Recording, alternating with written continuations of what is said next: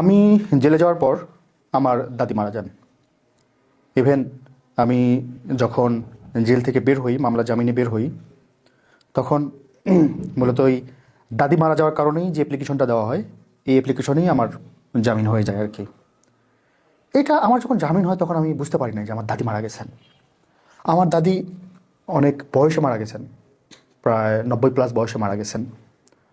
দাদির সাথে আমাদের সম্পর্কটা এত গাঢ় এবং এত ঘনিষ্ঠ ছিল যে, যেটা এখন আমি ফিল করি যে নাতি নাতনিদের সাথে তার যে সম্পর্কটা, ধরুন দাদির সাথে দাদির বয়স এত হয়ে গেছে, তার চামড়া ঢিলে হয়ে গেছে, আমরা চামড়া টানতেছি, হ্যাঁ, তার কান টানতেছি, নাক টানতেছি, গাল টানতেছি, বলতেছি যে চামড়া দেখছেন কত দূর চলে আসছে, হাসতেছেন উনি, হাসতেছেন, আর দাঁত নেই উনি হাসতেছেন। কিন্তু আমাদের কখনোই মনে হতো না যে দাদি একদিন মারা যাবেন।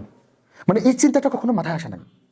ধরুন আমি একদিন মরে যাব, আমার বাবা মা একদিন মারা যাবেন, কিন্তু আমি কখনো চিন্তা করিনি যে আমার দাদি একদিন মারা যাবেন। অথচ বয়সের দিক থেকে যদি তাকানো যায় তাহলে উনি আগে মারা যাওয়ার কথা।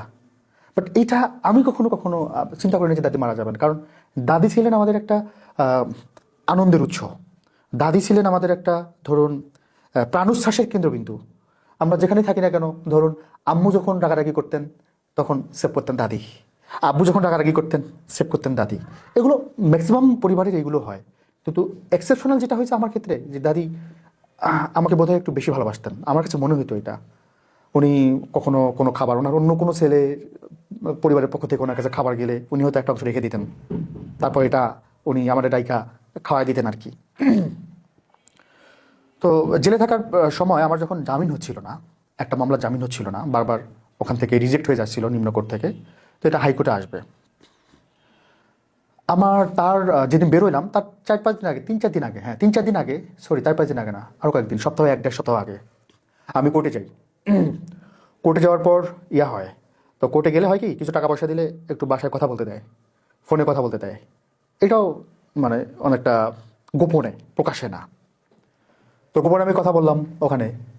তো ওই সময় কথা বলার সময় দাদি ছিলেন পাশে, আমার পাশে। তো আমি দাদির সাথে কথা বললাম। দাদি বলতেছেন যে ইয়া আহ, তুই কবে আসবু, মানে হলো যে তুমি কবে বের হবা, জেল থেকে কবে বের হবা। তো এই প্রশ্নের উত্তর তো আমার কাছে নাই। আমি আসলে কখনো কাউকে জিজ্ঞেস করি নয় আমি কবে বের হবো।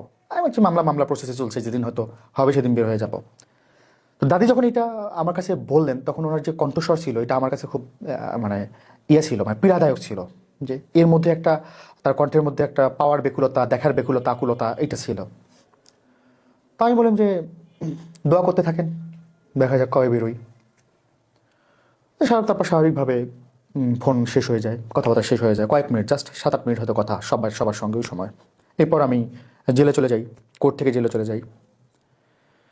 এরপরে আমি জেল থেকে বের হওয়ার পর শুনি, ধরুন যখন আমি জেল থেকে বের হব, রমজানের একদিন আগে আমি বেরোই জেল থেকে। ইভেন ওই রমজানে আমি বের হব না, আমি জানি বের হব না। ওখানে ওই সকালে ওখানে যে একটা সঙ্গীতালয় ছিল, গান টান শেখাইতো, ওখানে আমাকে নিয়ে তারা প্ল্যান করলো যে আগামী ঈদে আমরা কী কী অনুষ্ঠান করব, কী কী গান গাইবো। ওরা আমার কাছ থেকে সাজেশন চাইছিল, তো আমি সাজেশন দিয়েছিলাম এই গানগুলো। তো হঠাৎ করে দেখি যে বিকালবেলা আমার নাম ধরে ডাকতেছে। কী হয়েছে? ব্যাগ বক্সা নিয়ে বের হয়ে চলে আসেন। কেন?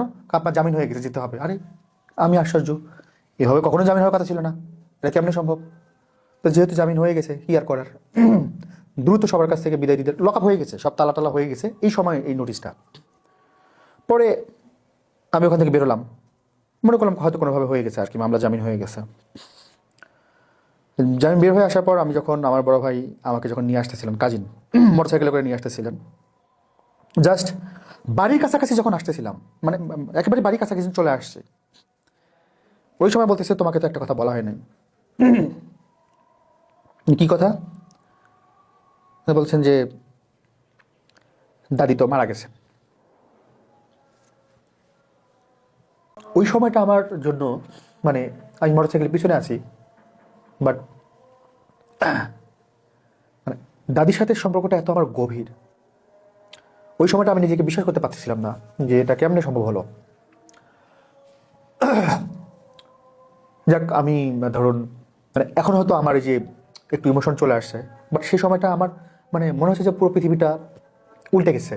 ধরুন আমি বের হওয়ার পর আমার আব্বু অসুস্থ ছিলেন, বাট আমার প্ল্যানটা ছিল দাদির সঙ্গে সাক্ষাৎ, ইভেন আব্বুর আগেও তাদের সাথে সাক্ষাৎ করা। এই চিন্তা করতে করতে ধরুন যে বাসা চলে আসছি, দেখতেছি যে নতুন কবর। পরে আমি যেটা জানলাম যে আমার সাথে ওই দিন কোর্টে কথা বলার পর আম্মু আম্মুকে আবার দাদি যেকে জিজ্ঞাসা করছেন যে সে কবে বের হবে। আম্মু বলছিলেন যে এটা তো আইন আদালতের ব্যাপার, কবে বের হবে আমরা জানি না, তো দোয়া করেন আর কি। এরপর কথা বলে আম্মু জাস্ট রুমের মধ্যে চলে গেছে। এই 2-3 মিনিটের মধ্যে চিল্লাচিল্লি বাইরে, কি অবস্থা, বাইরে বের হয়ে দেখেন যে দাদি স্ট্রোক করেছেন। তো আম্মুর কষ্টটা হলো যে সে তোমার কথা বলতে বলতে মানে তার স্ট্রোক করার আগে তার শেষ কথাটা ছিল যে সে তোমার কবরে দেখবে।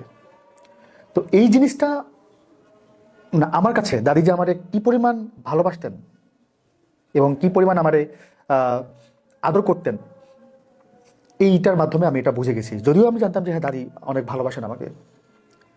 আরও আশ্চর্যের ব্যাপার হলো যে আমার তো এত দ্রুত বের হওয়ার কথা ছিল না, মামলা হাইকোর্টে আসার কথা ছিল। ওই দাদি মারা যাওয়ার পরে যে অ্যাপ্লিকেশন দেওয়া হয় কোর্টে, এইটা গ্রান্টেড হয় এবং এর কারণে আমি জামিনে বের হইতে পারি। তার মানে আমার জামিনটা হয়েছে, দ্রুত হয়েছে দাদির মৃত্যুবরণ করার কারণে। তো এটা আমার ধরুন জীবনে অনেক প্যাথেটিক ঘটনা আসবে, অনেক কিছু জিনিস মনে থাকবে, কিন্তু এই জিনিসটা আমার মনে হয় যে আমাকে সবসময় পীড়া দিবে। আমি জেল থেকে দ্রুত বের হয়েছি আমার দাদির মৃত্যুর উপর দিয়ে, যে দাদিকে আমি সবসময় বেশি ভালোবাসতাম। একটু টিস্যু হবে?